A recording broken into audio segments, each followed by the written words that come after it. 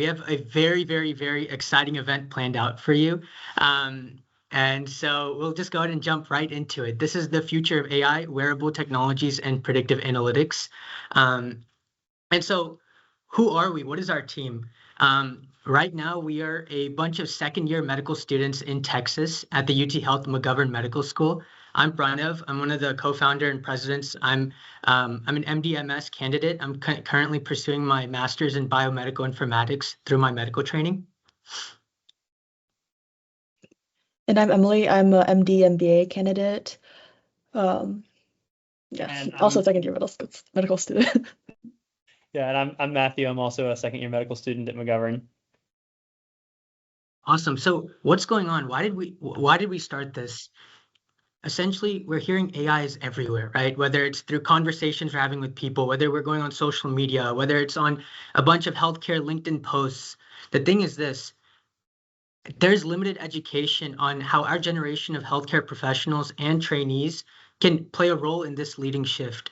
And that's where AI Med trailblazers come in. We're bringing in the world's leading AI experts to not just educate current providers and the next generation of trainees on how to apply AI in medicine, but how we can do it in a way that benefits our patients, how we can build the right knowledge and skill set to be part of leading this shift.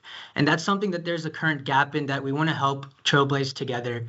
And so as we look on this call, it's beautiful. We have people from Columbia, we have people from across the Texas Medical Center, some from Penn. That's what this is about. We want to bring our generation of trainees. We also have some healthcare providers on the call. We want to bring everyone together, create a coalition where we can learn about AI applications and also collaborate where we can add value together.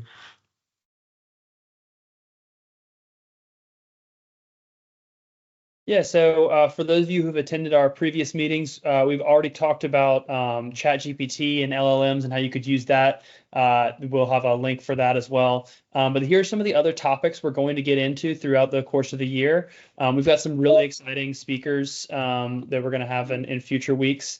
And so hopefully you all today you're really in for a treat with Dr. Metwally on wearable devices. For the McGovern students, we have a link already in the chat. But remember, if you're looking for Blue Book credit, if you're outside of McGovern, don't worry about this. Just for the people who want the Blue Book credit, make sure you fill out that survey. And just to let y'all know, we also created an AI podcast where we interview a lot of leading innovators, such as Dr. Joshua Denny, who is the CEO of All of Us, Dr. Francisco Lopez Jimenez, who has created an FDA-approved EKG algorithm to detect HFpEF early on, like 5 years early. And we also talked with Dr. Jordan Perchek, who created the first AI radiology education course. So a lot of very exciting people that we've talked to so far, and you can check it out on our YouTube channel, linked here.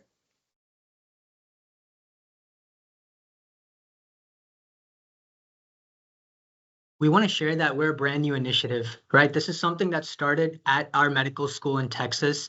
We've been getting interest from residents, from nursing students, informatics students not only in Texas, but around the country.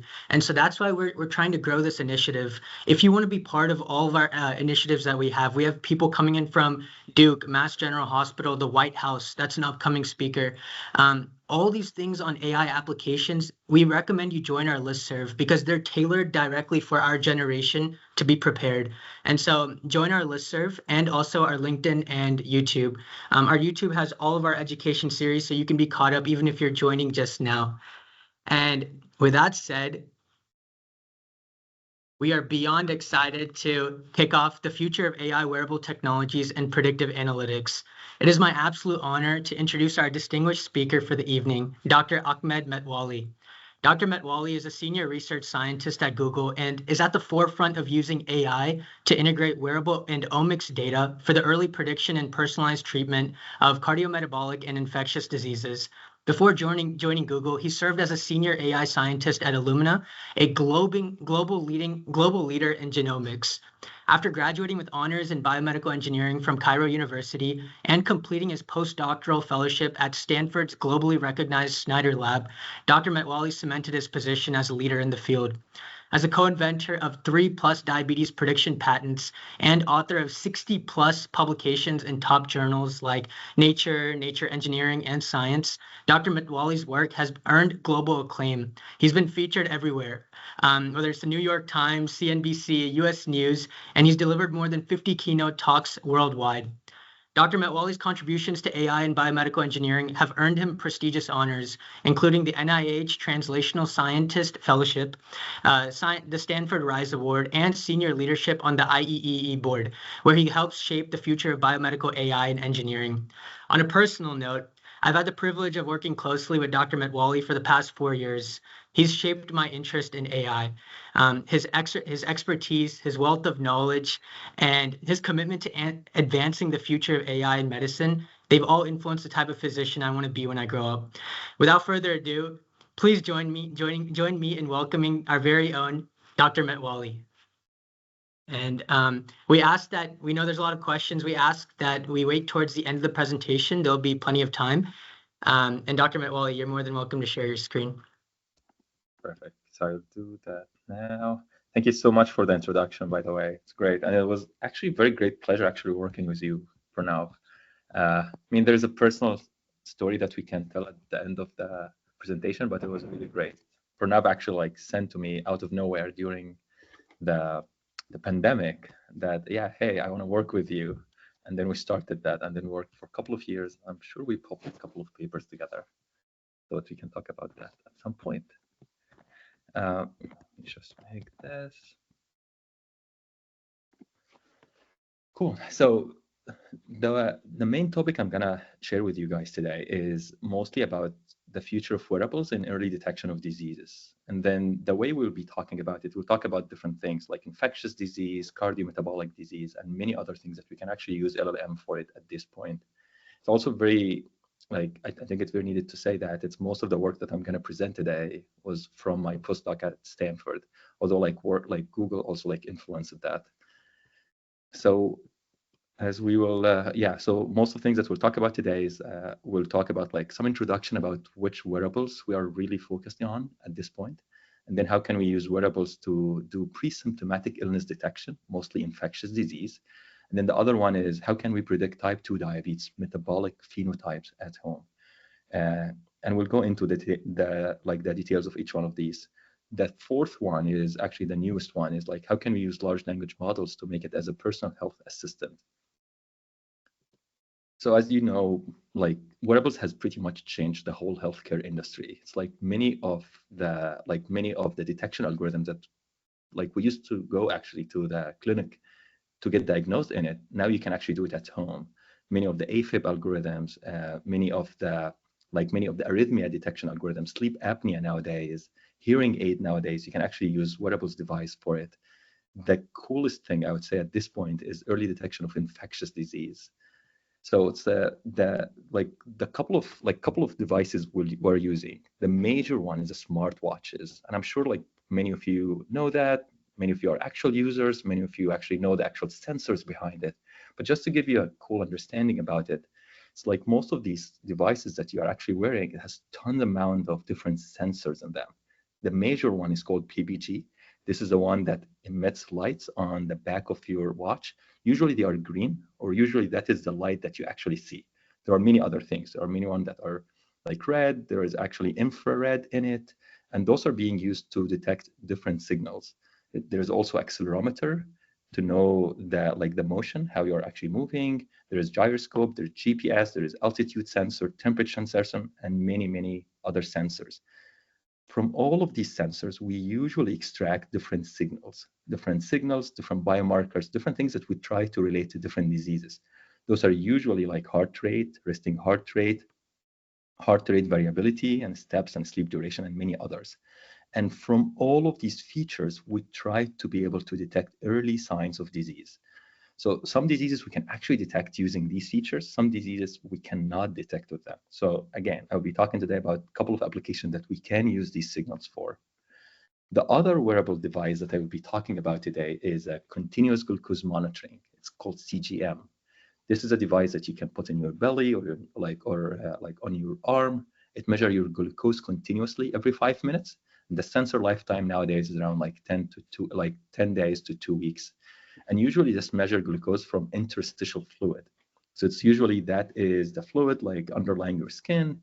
And then usually when you measure glucose in a clinic or any other place, usually it's from the whole blood. It's mostly like capillary blood.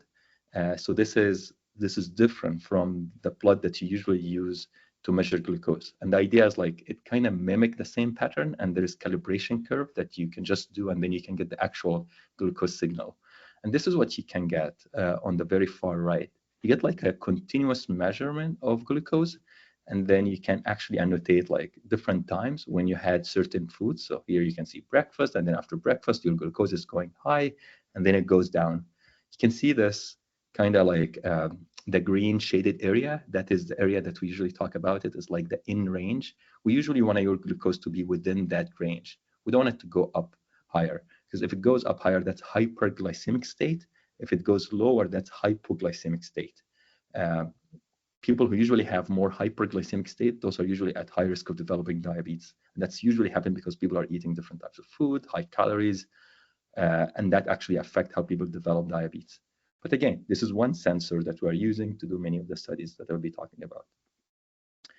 Okay, so let's talk about the first application. First application is, can we actually use smartwatch data to be able to predict disease early? And here it's infectious disease. And that story started in 2020, like March 2020. We're working on different applications, completely different applications, mostly like diabetes. But then COVID happened, everything is locked, and then we couldn't recruit patients for most of our studies. So we had to take most of the algorithms that we're working on to actually put it here. And the idea here is that there were kind of early signs that people who develop or people who get infectious disease, usually they're kind of like increasing their resting heart rate a couple of days before symptoms happen. And we have seen that on a handful of people. That's before COVID. That's on a different infectious disease. So the idea when COVID came, there was no vaccine at that time, no testing. It was very, very early on. So we tried to see how can we actually use our technology to actually help able to diagnose many of these cases, so we can prevent the spread of the virus. So what we did is that we recruited a couple of people early on, like it was a couple of people, but then we expanded that to thousands of people. And then we collected smartwatch data. Those are users of smartwatch data. So we didn't recruit new people. So it's like mostly users who have smartwatch data. So we have historical data for them. And then we ask them to log whatever, like whenever they feel any symptoms. And then if they have done any testing, any COVID testing, let's just log when they have done the testing. So we have wearables data. Wearables data here are mostly like heart rate, steps, and then sleep. And then the idea is like, can we see any pattern in these three signals? And then that can actually indicate early marker for an infectious disease. So the summary of that is that we were actually able to do that. So out of many people who actually developed or acquired COVID-19, in general, like on average, or like median of that, like we were able to detect COVID-19 4 days before symptoms happen. So think about that. Say today I'm healthy, I don't have COVID, but then for some reason I acquired SARS-CoV-2 today.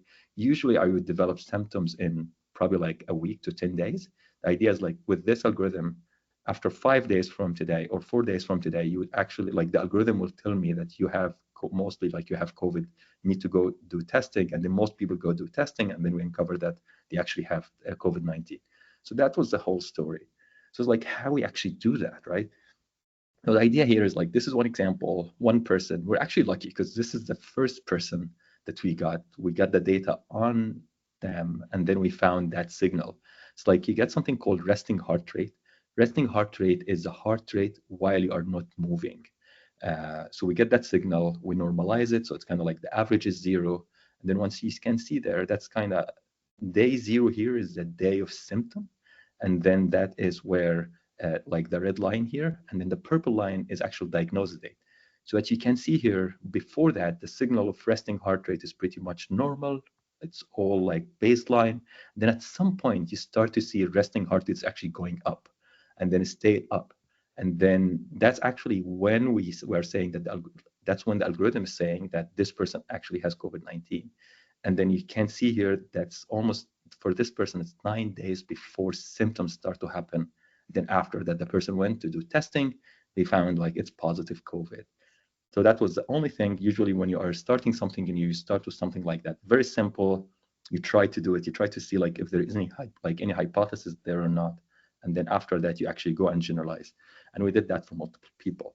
So when you see this here, it's like you would ask, is like, okay, is when people are getting COVID-19, do they really get like really high, like very big increase in resting heart rate or not? When we have done that on most people that they got COVID-19, the increase is actually very minimal. Some of those are like, like 1 beat per minute, 2 beats per minute, 5, 7 beats per minute. That's actually the actual average there. So it's like many of these things, most of us, we won't be able to feel them to know that we have something weird going on. But these smartwatches, they are very, very capable to actually identify these early signs of disease. When you operationalize it, when you put it in actual machine learning model, you can detect these signs. That's what we did. So that was mostly like on the research side, right? But then the other thing you also want to see, okay, so this is working. Let's actually scale it up. Let's actually make an app. So let's make an app here. And then from the app, people can sync their devices. And here at this point was like many other devices. And then you will get like a calendar like that. It's like this day, okay, you're good, good, good, good. And then at some point we'll get like a red. Red here means like you have a disease, like you have early marker of a disease, you need to go get tested. And we scaled this up to thousands of people, and many people actually get the benefit of this. So that is the first thing that we have noticed, and that's probably like by end of 2020. But then the other thing that we also were really exploring, and it's very cool here because Pranav actually is the one who actually helped us do this study. So I had that idea. I was like reading the literature like in 2022, I found that there are many cases of people who were having normal glycemia. It's like people have normal glucose before getting COVID, but then they got COVID, and then after that they start to develop hyperglycemia. It's prolonged hyperglycemia, which is a thing that people are thinking about. That okay, these people didn't have diabetes before COVID, they got COVID, and then they developed diabetes. So COVID is the trigger for people to develop diabetes. Usually we know that people who have diabetes, they're usually at high risk of severe infectious disease. Like when they get COVID, for example, many of them, they actually go to the hospital compared to other people who are healthy. What we are talking about here is actually the other way around. So people who are healthy, they got COVID and then they develop diabetes. And actually doing the literature review, we found like around 14% of people with no prior diabetes develop diabetes following severe COVID-19. The question here is whether these people are actually developing diabetes or not. Like, yes, their glucose level is going higher, which based on the criteria of diabetes, they are diabetic, but like whether or not that prolonged hyperglycemia will go down at some point or not. Again, all of that was like very, very fresh data, so we didn't know at that time. The other question that we also want to ask is like, if these people are getting diabetes, what type of diabetes they are getting? Is it type 1, is it type 2, or something else? If it's type 2, what type of what is the underlying mechanism of type 2? Because type 2 diabetes is actually very complicated. So we have to understand that. So that's why like we had to go to the basics, right? And this is the basics here. So let's really go and take a look at how our body actually metabolizes glucose. Usually when we eat any meal that that has carbs in it or protein or fat, all of that translates into like sugar. And the glucose goes into your bloodstream, and usually that sends a signal to your beta cell in the pancreas to secrete insulin, and then the insulin usually goes to muscle tissues, hepatic tissues, adipose tissues to absorb glucose from the bloodstream, and that's when your bloodstream your blood sugar actually goes down. That's usually in a healthy person. So you can see, so this system can be actually broken if any one of the building blocks of the system are actually broken, right? And what are the building blocks? You get beta cell. If people have problems with their beta cell secretion, that's probably they will develop diabetes because of this problem. But many people would actually their beta cell will be working fine it will secrete insulin, but that insulin, like the tissues are resistant for that insulin. And that's when we call it like insulin resistance. And that's why like there are two major types of insulin resistance, like muscle insulin resistant and hepatic insulin resistant, the liver insulin resistant. So those are another two subtypes of diabetes, type 2 diabetes. And then the third one is the incretin effect. Usually when we eat, the food goes to the intestine, to the stomach, and then after that, there are multiple hormones are secreted there. Those are the incretin hormones, the GLP-1, the GIP.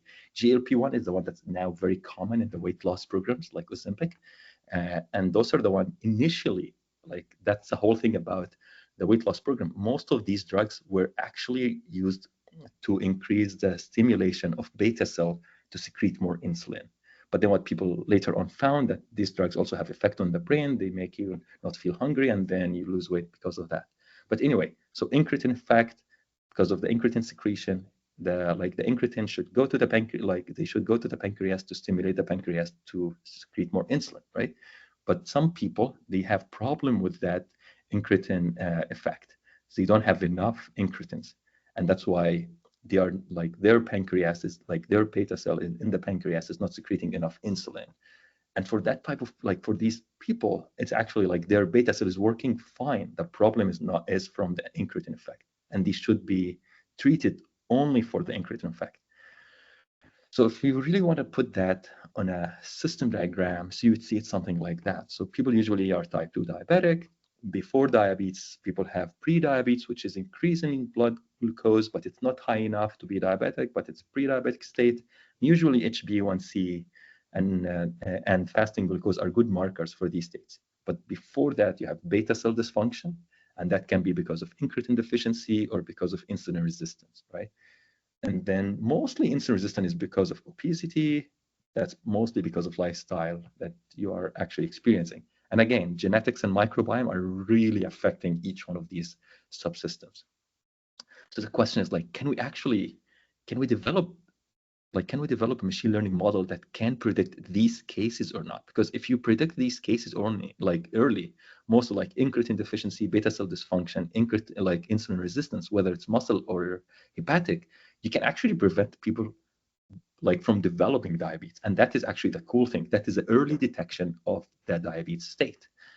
So as many of you know, diabetes is a very, very big concern in US and the whole world. It costs a lot of money, affect many people's life. The problem with diabetes, I would say, it's not just about the disease, it's about the disease complications. Many people would actually suffer from many different things like nephropathy, neuropathy, retinopathy, people like losing like their sight, like so many different things that can affect people's life because they have high blood sugar. And early prediction, like early prevention, or that would actually be like that would be very great to help preventing diabetes progression. But to do that, we have to be able to detect these early states before the symptoms actually happen. So as I said, like there are a couple of tests used to diagnose diabetes. One of them is oral glucose tolerance test. It's usually called OGTT, and that is a test that you drink, like you go there fasted in the morning, you drink a sugary drink, usually 75 grams of sugar in it, and then you see like the glucose is going up and then glucose going up. Like you measure glucose every every certain time. Usually like they measure it at like 0 minute, which means here like when you just drink the sugary drink, and then they measure it at 30 minutes, 60 minutes, and then after 2 hours. And then based on your glucose measurement at 2 hours, you can say like whether a person is diabetic or not. If it's above this threshold, which is 200, a person is diabetic. If it's between 140 and 200, the person is pre-diabetic. If it's below 140, the person is normal glycemic. So that is one thing. But there's one thing, really cool information there. If you really do frequently sampling of the blood after drinking just the sugary drink, you would get a curve like this. So it's like we have a couple of hypotheses that I will tell you about. But then the other major test for diabetes, it's hemoglobin A1C, and that is the test that usually people are using to measure diabetes. It's kind of like an average of your glucose level in the blood for 3 months. So it's kind of like, it doesn't give you like an immediate value of your glucose as of now, but it tells you like what's your glucose level for the past 3 months in general. And that's another stable marker for diabetes. So the whole story started in 2019 or like late 2018. Is that like I was working with Tracy McLaughlin, and then she had really cool data. She had like around 32 people with OGTT frequently sampled. So most like people are doing OGTT and then they got blood sample from them every 5 to 10 minutes for 3 hours. So it's not 2 hours, for 3 hours. So what you can see here is very interesting case. You can see most people on the top 2 rows, those are people who are normal glycemic based on A1C. So you measure their A1C, they're normal glycemic. HbA1c, they are normal glycemic. But then when you see their glucose curve in the OGTT, they are pretty different. They're really different. Like they are really, so like some of them are going up and then going down. Some of them have high variability. Some of them are like, you would see like it's very smooth transition and so on. And then the other ones in yellow, those are pre-diabetic based on A1C. Again, also, you would see completely different shape curves. And then this person in red, that is diabetic. So I had that hypothesis is mostly the shape of the glucose curve can actually indicate the underlying mechanism of how people metabolize glucose that may be related to insulin resistant, may be related to incretin effect, may be related to beta cell dysfunction. So we tried to go and actually do like gold standard measures to measure each one of these subsystems on these people. So here's the thing. So those are people, those are the 32 people that we have. They are ordered by their HbA1c. So you can see people on the top, those are normal glycemic, people in yellow, those are pre-diabetic, and then you have the person who is diabetic. When you do gold standard measure of muscle insulin resistant, you would see that many of these people who are normal glycemic, they have healthy glucose level, they actually have underlying muscle insulin resistance. So those are the people you can see. Those would be the people, if they didn't change their lifestyle, those people will develop diabetes in the next couple of years. And then you go on, many of the people also have normal glycemic. When you measure beta cell function, many of them, they have dysfunctional beta cell, but because they're probably insulin sensitive, so that actually compensates. So their system, there's one subsystem that's not working well, but the other systems are compensating for it. The problem with that is that most people who have insulin resistant, those people, and they still have healthy blood glucose, these people will develop diabetes soon because at some point their pancreas beta cell, because it's overworking, at some point it will actually fail. And that's when their glucose level will start to be high, and that's when they will be diagnosed with diabetes. Same thing with incretin deficiency. You can see some people who are who are normal glycemic, they have like dysfunctional incretin effect. Same thing also with hepatic insulin resistant. So you can see that. You can see the heterogeneity in people's response to metabolic testing. And if you really want to see that, you see it here. So here what you see is like different people on the y-axis, and then on the x-axis, you see the deviance, like in muscle insulin resistant and hepatic insulin resistant, beta cell function, and incretin deviance. So you can see for this person here, subject number 42, this person is pretty healthy. You have healthy muscle insulin resistant, like hepatic insulin resistant beta cell function, but their incretin effect is actually pretty disrupted. So if this person developed diabetes, it's probably gonna be because of incretin deficiency. So if you wanna treat this person early on, you should get a drug that target incretin effect for that person, because that's when you actually get the best like utilization of the medication. And actually you would see like better effect. You can see this person here, subject number 49, the hepatic insulin resistant pathway is actually the one that's mostly disrupted the most. Then you get number 23, it's mostly beta cell. And then you get person number 1, that's mostly muscle insulin resistant. So knowing that, you can actually know if you want to prevent progression to diabetes, what is the pathway that you should target first. So we designed that study. So it's for all people, so 32, we have gold standard measure of each one of these subsystems, and then we have the OGTT in the clinic. Here's everything in the clinic because we have to establish the baseline first. And then we got the heterogeneity of each one of these metabolic subphenotypes. And the idea is that from the glucose curve, we hypothesize that we can predict beta cell dysfunction, muscle insulin resistant, hepatic insulin resistant, impaired incretin effect. And then if we are successful here, we will go and validate the results at home and also at the clinic on a different cohort. And this, if we are successful here, it means like to do the testing, which is very expensive. If you want to do the gold standard testing for these, very expensive. Like each one of them probably like $6,000. It has to be done by a specific specialized endocrinologist. So it's very, very hard to be done. That's why many people are actually not measuring it, but we are trying to do it at home. So, okay, let's see the results after training and then after testing.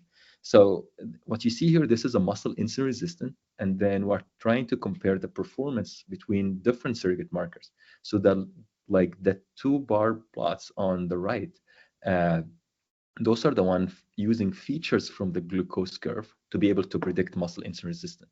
And you can see that these 2 bars are actually way better than anything else, like demographics, polygenic risk score, which based on genetics, based on demographics and lab tests, based on HOMA-IR, HOMA-B, and then METSODA, and anything that people are currently using to be able to predict muscle insulin resistance. So glucose values has really good information on your muscle insulin resistance if you want to do it from like an OGTT perspective. The other one is also beta cell function. You can really predict the beta cell function if you have glucose time series. And then the third one is incretin effect. Again, also you can really predict it from glucose time series. The one that I think glucose time series are not really great at, or not like, it's not about great. I think it's about like there are other surrogate markers that are much better in predicting hepatic insulin resistance. And those are usually like HOMA-IR and METSODA index. It's usually because hepatic, like liver function, if you want to measure it, it's all about fasting. You measure it in the morning.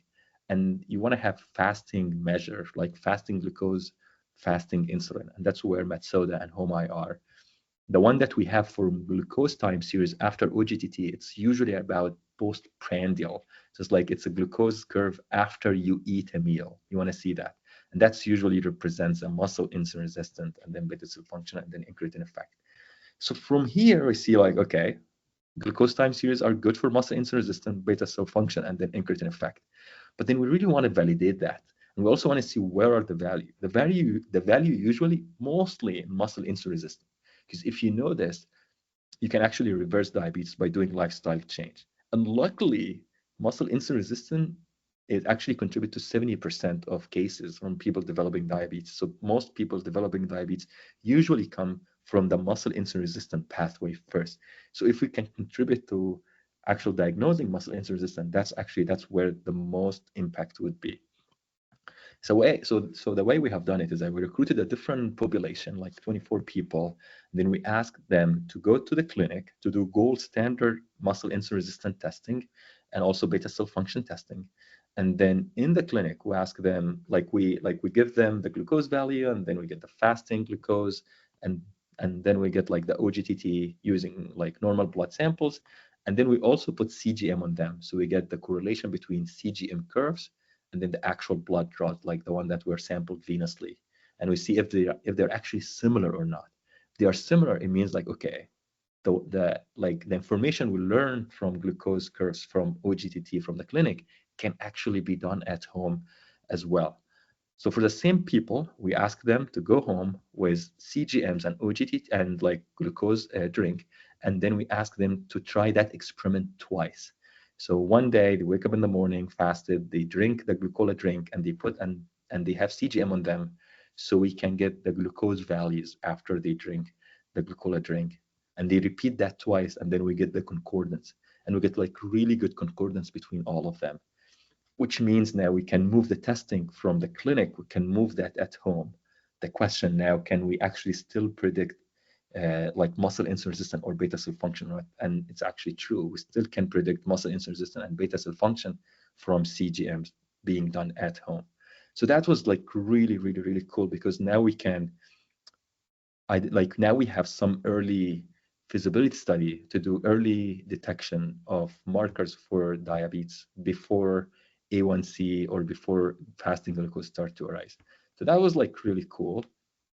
The other thing that we're also working on is can, instead of using OGTT, can we actually use, like when you eat normally, like when you're eating and then you are logging what you eat, and then we go look at your glucose value if you are wearing CGMs. Can we look at these postprandial glycemic response and then correlate that with your muscle insulin resistant beta cell function and then incretin deficiency or not? And the result is that we found like really good correlation there. I think it's a correlation. I think the one that we still need to do here is actually causation. We need to study like can specific type of food actually like make you actually develop certain certain phenotypes like muscle insulin resistant or not? Do certain ingredients or certain nutrition actually make you develop these conditions or not over a long period of time? Again, most of the things that when we talk about cardiometabolic health does not develop, you don't develop that overnight. It's not like it's like as infectious disease. You go out, you get the disease and then you have it. No, most of cardiometabolic cancer disease, usually we develop them over a long period of time, which means in theory, we should be able to find some early marker in our blood, in our body, that can indicate where are we going? Are we going in the right direction or are we going completely on the wrong direction? So that's another area that we're working on as well. The last one I want to share with you today is like, it's cool. Now we can detect disease early on, can detect infectious disease, and you can generalize that to multiple other disease, multiple other infectious disease, and then you can make a study for each one of these, and then you see the efficacy of each one of them, the accuracy, because some of them you can, some of them you cannot detect. The other one is for cardiometabolic, you can detect early marker for cardiometabolic disease like diabetes. Question is that if you know that you have one of these markers, let's say if you know that you are insulin resistant or you have beta cell dysfunction, how can you actually change that, right? Usually it involves like working with clinician or dietitian or coach to actually help you to do that. Major problem of this is that not many people have access to people like that, like coaches, dietitian, clinician that are with you on a daily basis. So that's one thing that I think LLMs would actually have a very, very good contribution to the field of health, because they can act as coaches. They can act as, like personal health assistant. And the more you give it your data, the more it actually can actually learn about you. So there was like one study that we have done as well as like taking data from Pixel Watch users. So it's like you take heart rate variability, sleep, and steps, and you take that as time series. So it's not just one measure. No, you give it like, this is my heart rate over the past 3 months. This is my heart rate variability. This is my steps. This is my sleep patterns over the past couple of months. And I have this question, and you probably give also like a couple of other blood biomarkers, and then you ask a question. Usually here we like the team really evaluated that on sleep and also evaluated that on a fitness, like what's the best exercise for you, and then how to understand your sleep. And then we compared the output of the systems. Most of these are like LLMs. You compare that to actual professionals. So for fitness, we compare the output that you get from an actual professional coach to the output that you get from an LLM. If the LLM knows your personal data, like your lifestyle, heart rate, like resting heart rate, sleep and steps, and heart rate variability. And then we compare that as well with sleep expert. Like those are medical physicians, actually sleep specialists. Really, like if you're giving them the note, they will write a note. They will give you the report, and we compare that to the actual LLM response. And then we found like really, really good concordance between both of them.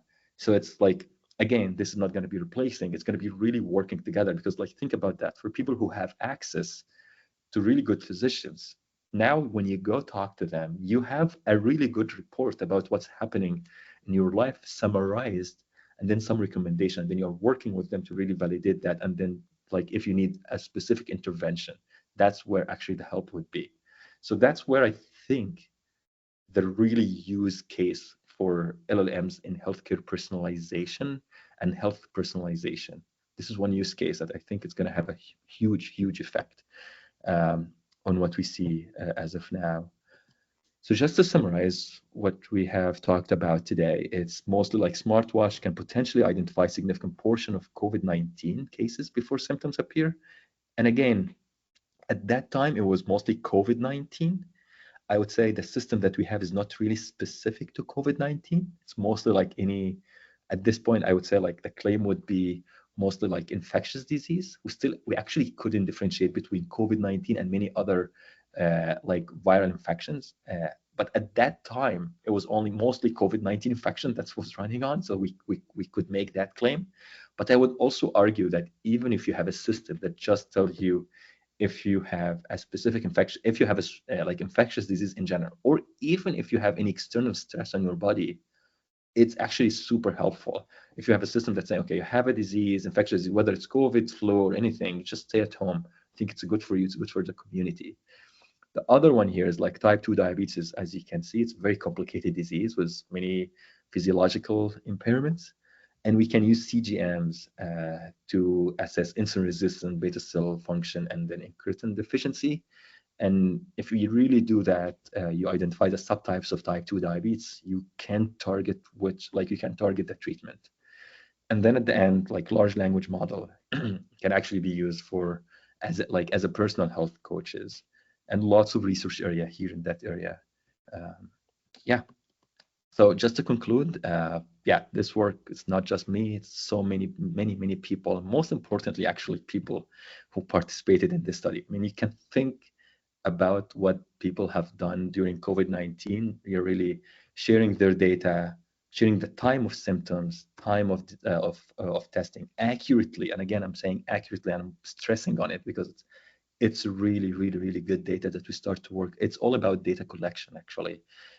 And then the people who are participated in the diabetes study, doing it in the clinic at Stanford, and then going at home, repeat that twice, eat as many things that we are asking them to do, to really participate in some of the discoveries that we have here. And again, like all people who actually mentored me during this journey. So yeah, so that's pretty much what I have today, and I'm happy to take your questions. Dr. Metwally, that was fantastic. Thank you so much for not only showing us the physiology, the analytics part, but then also like the translation part, so we can understand the bigger picture. We have so many questions to ask, but we're going to open it up to the floor. If you have any questions, you're more than welcome to raise your hand, or also just ask out loud.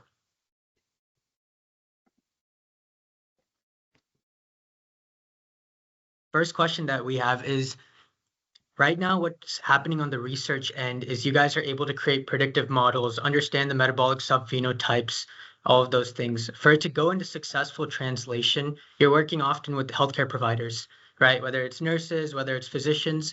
What are the most important knowledge bases or skill sets that they should have so that we can bring these innovations to life from what you're seeing and also with the next generation?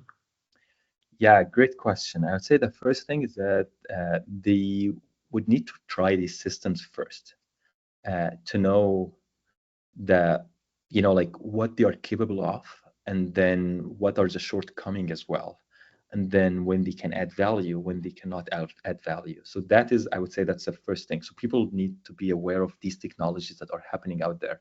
So actually, like for many of you, I'm sure many of you are still medical students, nurses, like on the medical field, or maybe not on the, or maybe technology.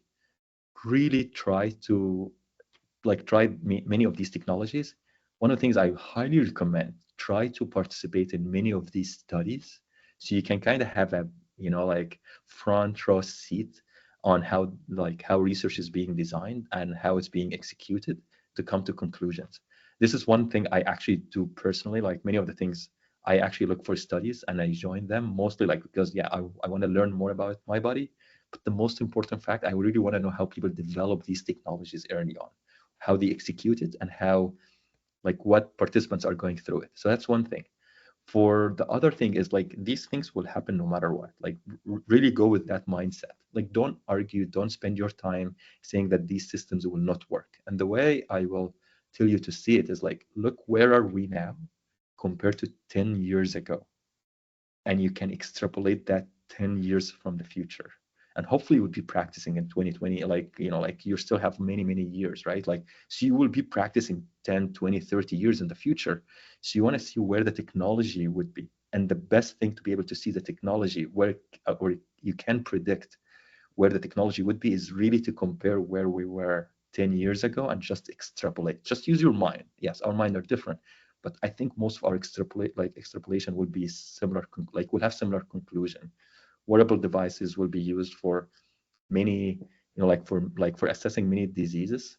Like you can see now, it's like, I think like a couple of weeks ago, Apple announced like the AirPod as hearing aid. Sleep apnea now is Samsung and Apple.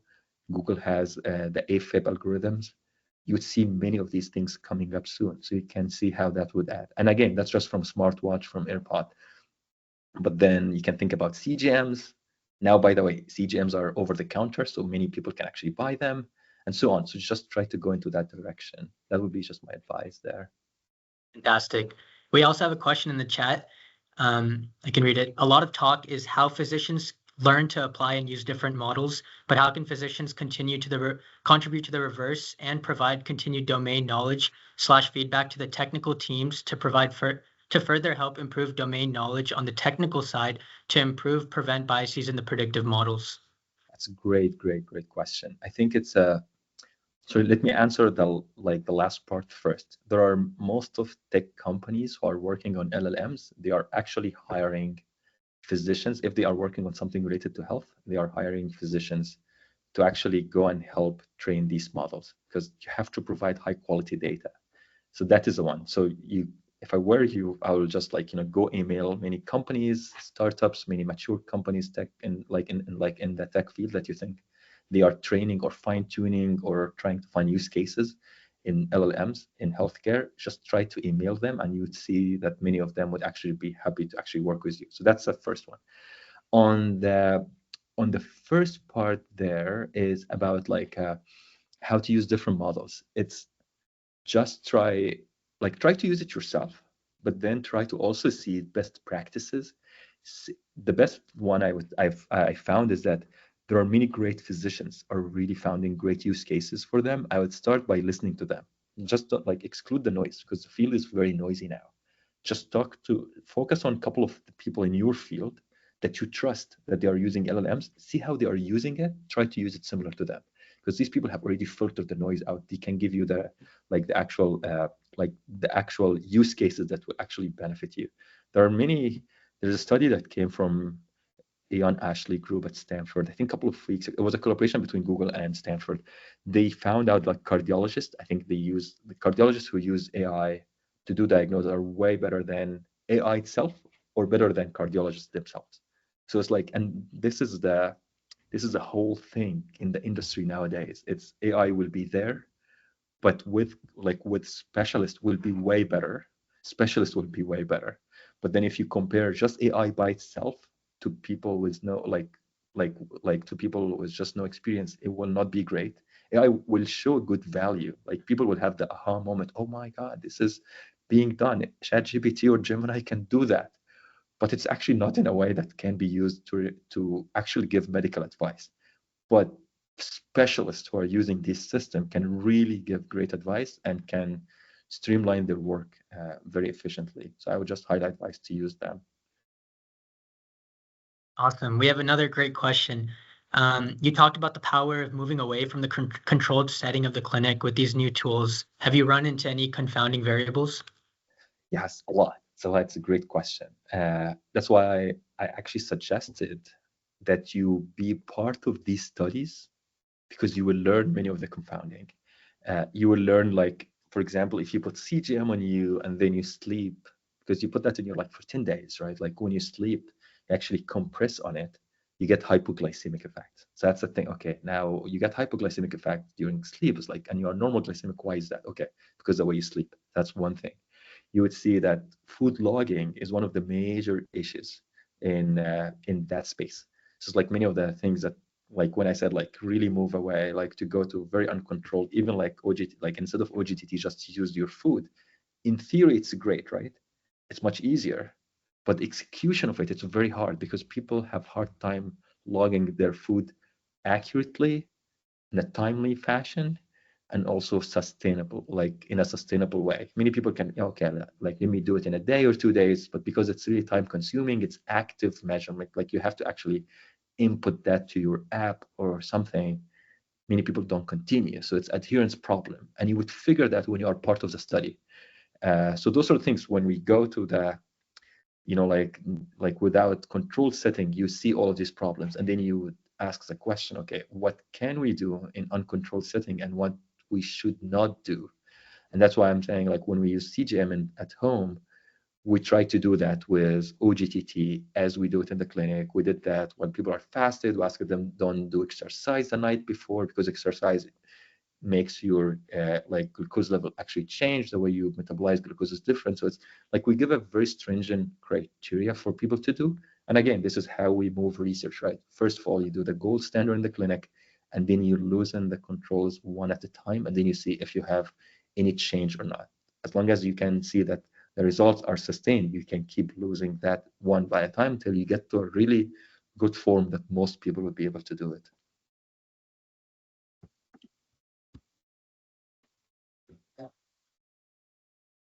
Yeah, go ahead. Thank you so much for that the answer to that question. I had a kind of like a more personal interest. So we talked to Dr. Joshua Denny, who is the CEO of all of us, and he said that recently they're releasing 40,000 patients Fitbit data, I believe, something along those lines. Yeah. I guess, like, what are you most excited about with such a sudden increase in wearables data? Like, what are you personally most excited about? Yeah, it's great. I think it's what all of us is doing is actually very fantastic. There are two studies that I'm always passionate about. The first one is the UK Biobank in UK, 500,000 people with genomics, transcriptomics, and then blood biomarkers and everything. It's a great resource. But the problem with that, it was on homogeneous population, like mostly like Caucasian population, which is, like you can get some conclusions, but then when you apply that conclusion to different cohorts, to different population, it does not generalize. I think in all of us, the real beauty of it, it's very diverse. The way you can see the way they have collected the data, it's a very great strategy. It's everywhere in US, cover different population, different ethnicities, and then Fitbit actually, participate in that study by giving the actual watches. And then people also, like people who are actually using the watches there, like people who are Fitbit user can also get their data through all of us. So now at some point, now you would see, and this is what I can predict in the future, you would see ton amount of studies coming up in the next 5 years that are trying to correlate lifestyle data. And lifestyle here, I mean like physical activity, steps, sleep, and like you get heart rate, like all metrics that you can measure from smartwatch data with actual physiology when you have your blood biomarkers, and also like how that change over time. At this point, most of the medical field established based on some snapshot studies, right? Not longitudinal studies from lifestyle. And mostly also like it's about asking you, what's your physical activity level? Are it moderate? Is it vigorous? Is it like mild? How many times you exercise? On average, how many how many hours you sleep per night? All of these generic things that we know that we are not the same. And if you answer that, probably will be for one night most, but it's not all nights. So it's now you get like an actual data that can get lifestyle data with physiology, and people can actually make other studies showing that what other change that you need to do in your lifestyle to be able to impact the physiology without taking drugs, and what are early markers, digital biomarkers from wearables that can actually tell you that you are on the path of developing a certain disease or not. So those are the really cool things that we will see in the next couple of years. And all of us is one of these primary data set that will be used. That's fantastic. That's a great response. We have one more question, Dr. Metwally. So when you talk about chronic disease and you take it all the way back, a lot of it comes to lifestyle metrics. Now, when we integrate wearable technologies, right, that's a really integrated model with a lot of data points, data coming from self-reported nutrition logging, data coming from smartwatches, data coming from electronic healthcare records, data coming from physicians or third-party companies. There's the thing of interoperability. Could you talk to us about like the current state of interoperability and like what your thoughts are on that, especially with working with Google? Yeah, and it's great, specifically because of you, because you worked on that with me at some point, like identifying what are the whole gaps of how to integrate different systems together. It's so difficult, I can tell you that. Different systems have different output, and they have different criteria also for releasing data. I mean, sometimes for good reason, actually, like for privacy, for security. For consenting, some people have not, like, even if you can integrate, you should not integrate because people didn't consent to share that data. So it's like, sometimes it's more than just, like integrating data together in a way that can be digested. But it's, I would say, like, many of the things that's being done now is like many of the large companies are really working together to put standards for many things. So you can see imaging, for example, there's DICOM.